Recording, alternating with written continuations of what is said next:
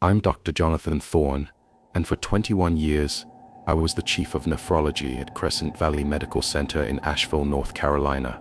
I've supervised over 15,000 dialysis treatments, managed the most complex kidney diseases known to medicine, and helped patients survive when their organs had completely shut down. But there are cases from my career that defy every principle of medical science I learned during my training at Johns Hopkins. Cases so deeply disturbing that they made me question the very nature of human biology, and ultimately forced me to abandon the field I had dedicated my entire adult life to. What I'm about to tell you involves patients whose bodies did things during routine dialysis treatments that should be medically impossible, things that challenge our understanding of human physiology, consciousness, and perhaps even the nature of what it means to be human. These cases still wake me up in cold sweats at 3 a.m., and they've made me wonder if we truly understand what happens when we connect a living person to those machines that filter their very life essence.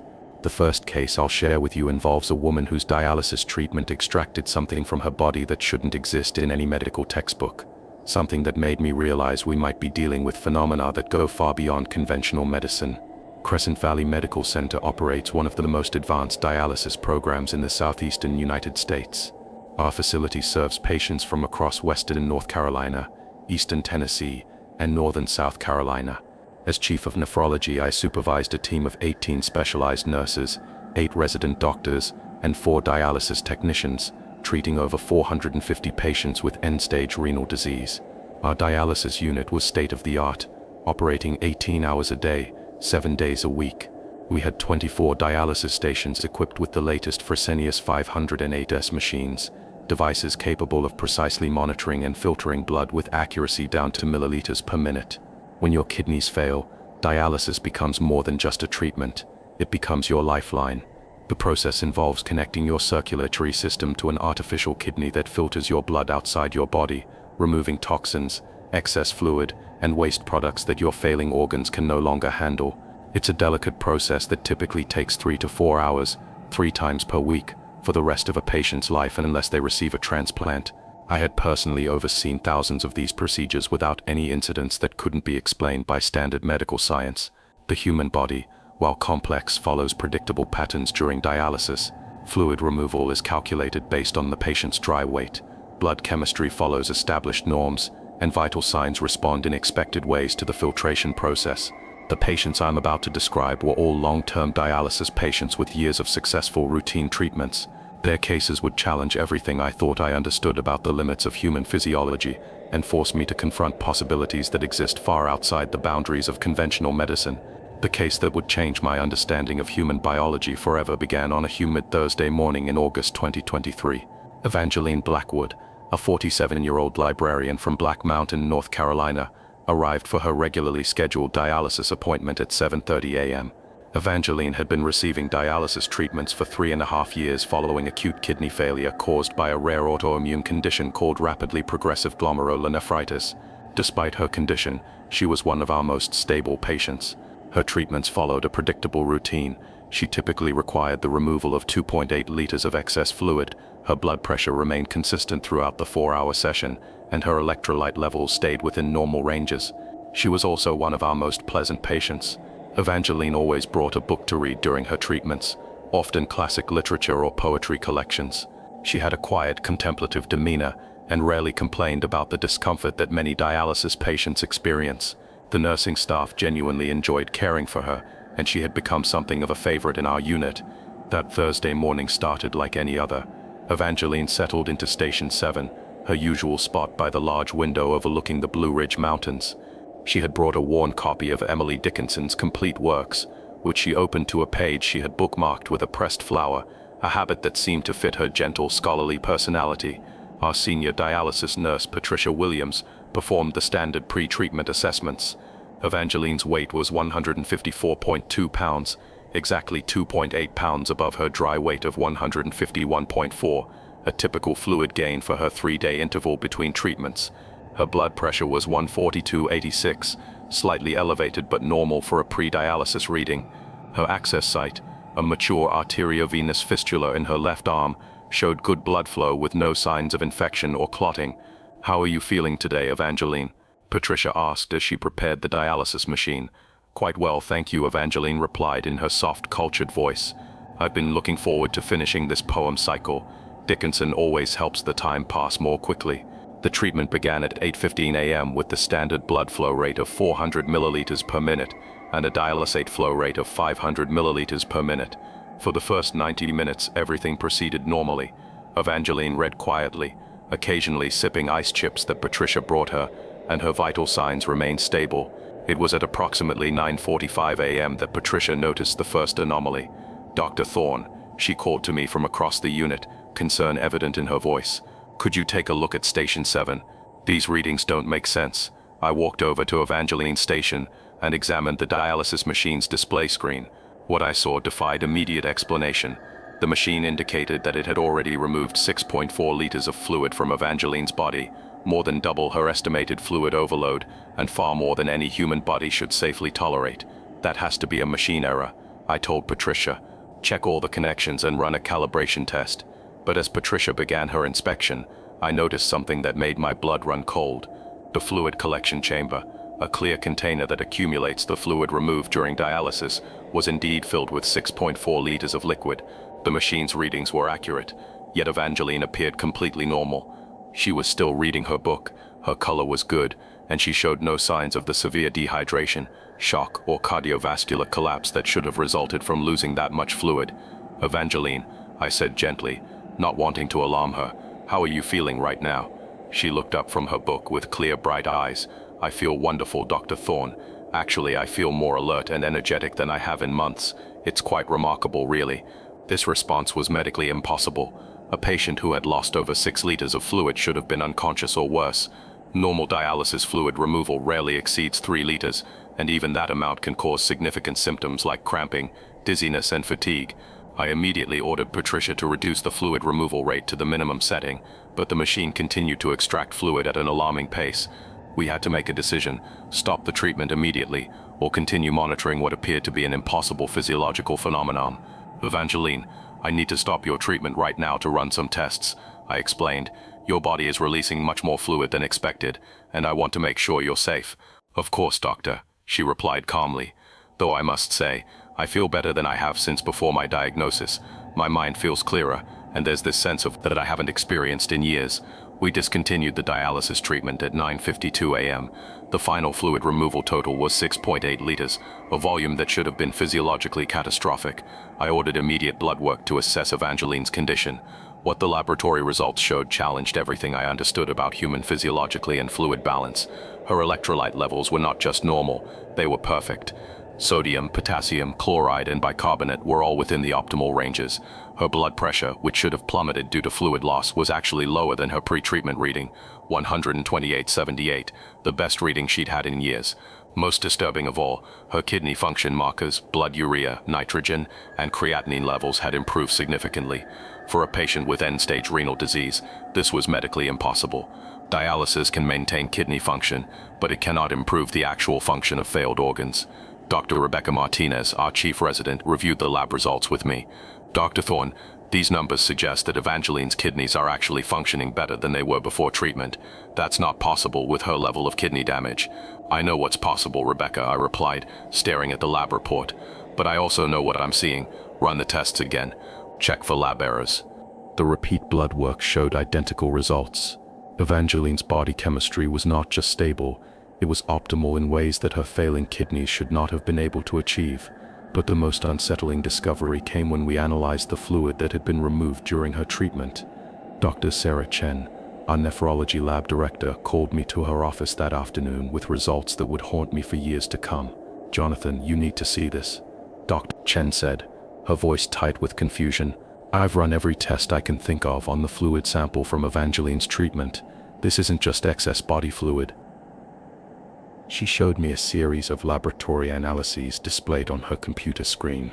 The fluid contained the expected components: water, urea, toxins, and cellular debris. But mixed throughout the sample were substances that had no business being in human blood or tissue. "Look at this microscopic analysis," Dr. Chen continued, pulling up high-resolution images on her monitor. At 1000 Bex magnification, the fluid revealed structures that looked almost crystalline in nature. Geometric patterns, branching formations, and what appeared to be organic material arranged in complex, almost purposeful configurations. "What am I looking at, Sarah?" I asked, though I was beginning to fear the answer. "I honestly don't know. These formations aren't in any medical literature I can find.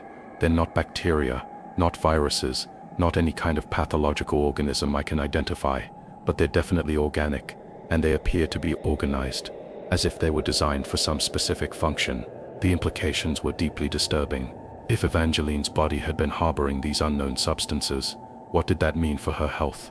More troubling, what did it mean that the dialysis process had somehow extracted these mysterious formations while simultaneously improving her kidney function? Over the next 2 weeks, I monitored Evangeline closely.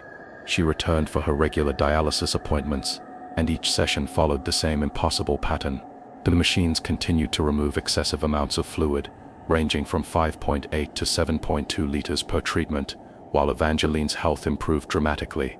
Her energy levels increased to the point where she began taking long walks in the mountains surrounding Black Mountain. Her mental clarity was remarkable. She started writing poetry again, something she hadn't done since her diagnosis. Most significantly, her kidney function continued to improve with each treatment. "Dr. Thorne," Evangeline told me during her third anomalous treatment, "I know this sounds strange, but I feel like that machine isn't just cleaning my blood. It's cleaning something deeper, something I didn't even know was there. It's as if I've been carrying around some kind of burden for years, and now it's finally being lifted." Her description sent chills down my spine. The fluid analysis from each subsequent treatment showed the same mysterious organic structures, but in decreasing concentrations. Whatever was being removed from Evangeline's body seemed to be finite in quantity. During her fourth treatment, something even more extraordinary occurred. As the dialysis machine worked, Evangeline began speaking in her sleep, something that had never happened during any of her previous sessions. But she wasn't speaking English. The language she spoke was unlike anything I had ever heard. It was fluid, melodic, with complex grammatical structures that seemed to convey deep meaning. She spoke for nearly 40 minutes, her voice taking on tones and inflections that were completely different from her normal speech patterns. Patricia Williams, who had been monitoring Evangeline throughout the session, was visibly shaken. "Dr. Thorne, I've never heard anything like that language. It almost sounded ancient." When Evangeline woke from what appeared to be a deep, peaceful sleep, she had no memory of speaking at all. She felt refreshed and energetic, exactly as she had after her previous treatments. I made the decision to record Evangeline's speech during her subsequent sessions. The recordings revealed that she was indeed speaking in a consistent, structured language, one that followed grammatical rules and seemed to convey complex ideas and emotions. I sent the recordings to Dr. Margaret Foster, a linguistics professor at the University of North Carolina at Asheville, hoping she might be able to identify the language or at least provide some insight into its origins. Dr. Foster's response was both fascinating and deeply unsettling. "Dr. Foster's, Thorne," she wrote in her email reply, "I've analyzed the recordings you sent, and I can confirm that your patient is speaking in a structured language with consistent grammatical patterns. However, it doesn't match any known human language, not any current language, historical language, or even any theoretical reconstructed proto-language that I'm familiar with. The phonetic patterns are unlike anything in the linguistic database at our university. It's as if she's speaking a language that shouldn't exist." 3 weeks after Evangeline's first anomalous treatment, we encountered our second case that would follow the same terrifying pattern. Cordelia Ravencroft, a 52-year-old art teacher from Hendersonville, North Carolina, began exhibiting identical symptoms during her routine dialysis session. Cordelia had been receiving treatment for chronic kidney disease for 2 years following complications from lupus nephritis. Like Evangeline, she had been one of our most stable, compliant patients with predictable treatment requirements. During her Tuesday morning session, the dialysis machine began removing extraordinary amounts of fluid from her body. By the end of her treatment, 7.4 liters had been extracted, again, far more than should have been physiologically possible. And like Evangeline, Cordelia showed no adverse effects from the massive fluid loss. Her vital signs remained stable, her mental status was clear, and she reported feeling more alive than I have in years. The fluid analysis from Cordelia's treatment revealed the same mysterious organic structures that we had found in Evangeline's samples. The same crystalline patterns, the same geometric formations, the same organized material that shouldn't exist in human tissue. But Cordelia's case had one additional element that made it even more disturbing. During her treatment, she began drawing, not the casual sketching that some patients do to pass time, but intricate, detailed drawings that seemed to flow from her hand without conscious thought. The drawings were unlike anything in her normal artistic style, where Cordelia typically created gentle watercolor landscapes and still life paintings. These drawings were complex geometric patterns interwoven with organic forms that seemed to move and shift when you looked at them closely. "I don't remember drawing these," Cordelia told me after her treatment, staring at the pages filled with her unconscious artwork. "It's as if my hand was moving on its own, but looking at them now, they feel familiar, as if I've seen these patterns before in dreams maybe." The drawings were eerily similar to the microscopic structures we had found in the dialysis fluid. It was as if Cordelia's unconscious mind was somehow aware of what was being extracted from her body and was attempting to document or communicate something about these mysterious substances. By this point, I knew we were dealing with phenomena that existed far outside the boundaries of conventional medicine. Two patients, both experiencing the same impossible fluid removal, both showing dramatic health improvements, and both exhibiting behaviors that suggested their unconscious minds were being influenced by whatever was being extracted from their bodies. I began conducting extensive research into similar cases, scouring medical literature, contacting colleagues across the country, and reaching out to research institutions that might have encountered comparable phenomena. What I discovered was both relieving and terrifying. There were other cases, isolated reports from dialysis centers across the United States and even internationally. Patients whose treatments had removed impossible amounts of fluid while simultaneously improving their health in ways that defied medical explanation. Dr. Robert Steinberg, a nephrologist at Cedars-Sinai Medical Center in Los Angeles, told me about a patient who had experienced similar symptoms during dialysis treatments. The fluid removal was extraordinary, but what really disturbed us was what we found in the extracted fluid.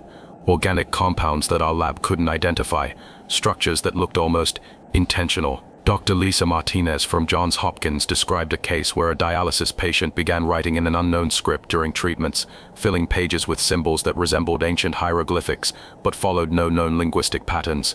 Each case followed the same pattern: excessive fluid removal, dramatic health improvements, and evidence of consciousness-altering effects that suggested something profound was being extracted from these patients' bodies. But the most disturbing revelation came from Dr. James Thompson, a researcher at the National Institute of Health, who had been quietly documenting these cases for over a decade. "Dr. Thorne," he told me during a confidential phone call, "what you're describing isn't new. We've been tracking similar cases for years, but there's been pressure from certain quarters to keep these findings out of the mainstream medical literature. The implications are significant." "What kind of implications?" I asked, though I was beginning to suspect the answer would be more disturbing than I was prepared to hear. "The kind that challenge our fundamental understanding of human biology, consciousness, and perhaps even the nature of human existence itself."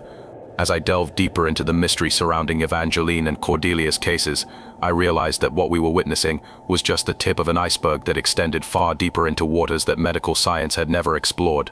The substances being extracted from these patients' bodies, the dramatic health improvements, the consciousness-altering effects, all of it pointed to possibilities that existed far outside the boundaries of conventional medicine and ventured into territory that challenged our most basic assumptions about what it means to be human. But what I would discover next would reveal that these cases were part of a much larger phenomenon that medical authorities and government health agencies had been quietly documenting and suppressing for years.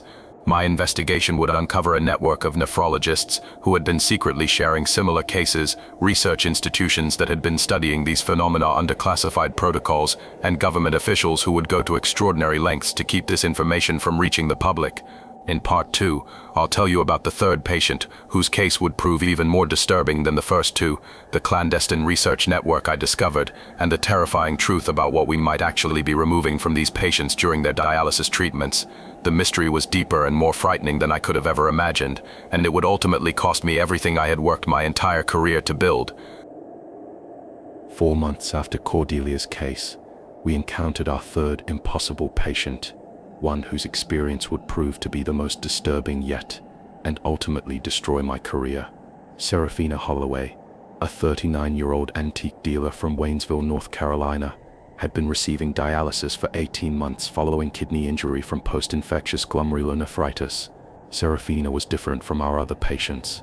She had an otherworldly quality, pale skin that seemed to glow, dark eyes that appeared almost black, and an uncanny ability to sense things about our medical staff that she shouldn't have known.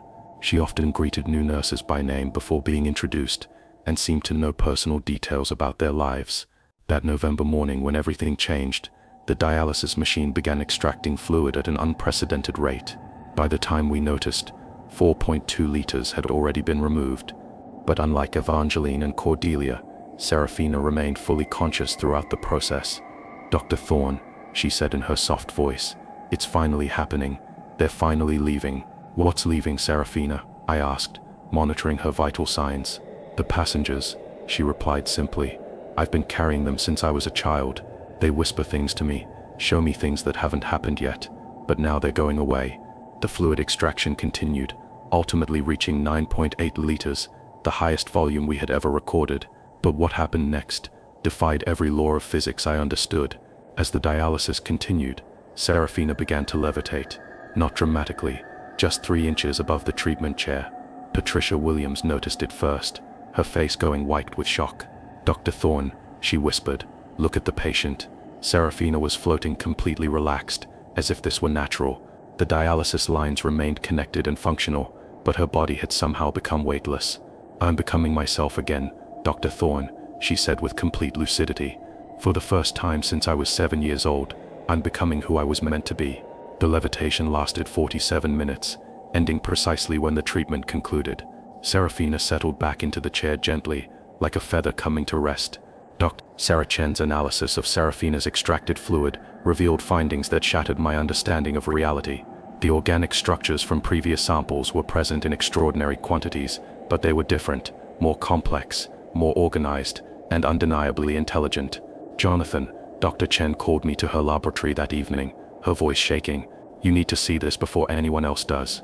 Under maximum magnification, the structures in Serafina's fluid were moving, not random cellular activity, but purposeful, coordinated motion resembling communication patterns. The crystalline formations were connected by neural networks, creating complex systems that pulsed with bioluminescent light. "These aren't just organic compounds, Jonathan," Dr. Chen said, her scientific composure cracking. "These are entities, living, thinking entities that were somehow existing inside your patient's body." The most disturbing discovery came from time-lapse photography. The entities were dying as they separated from their host, but in their final moments, they arranged themselves into patterns that looked unmistakably like written language. I sent photographs to Dr. Margaret Foster at UNC Asheville. Her response confirmed my worst fears. "These patterns match the language your first patient spoke during treatments. The message appears to translate to, 'We returned to the source. The harvest is complete. Others will follow.'" My research had connected me with a clandestine network of medical professionals documenting these phenomena for decades.